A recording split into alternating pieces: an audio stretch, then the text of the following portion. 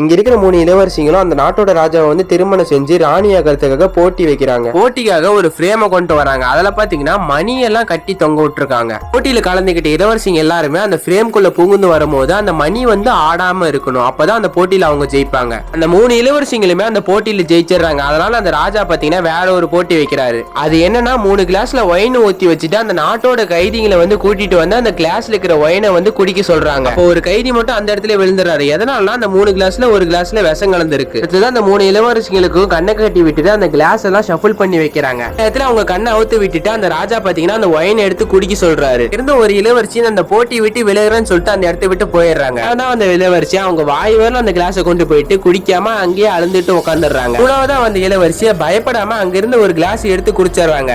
அதோட அவங்க நிறுத்தாம மீதி இருக்கிற 2 கிளாஸையுமே எடுத்து குடிச்சிடுறாங்க. ஆனா அந்த இளவரசிக்கு மட்டும் எதுவுமே ஆகல. அந்த ராஜாவும் பாத்தீங்கன்னா அந்த 3 கிளாஸ்ல எந்த கிளாஸ்லயுமே வந்து விஷம் கலந்துருக்க மாட்டாரு. அந்த கீழே விழுந்த கைதியும் பாத்தீங்கன்னா அந்த ராஜா சொன்னதுனால நடிச்சிட்டு தான் இருந்திருப்பாரு. கடைசியா ராஜா அந்த ஜெயிச்ச இளவரசி தான் கல்யாணம் பண்ணிப்பாரு.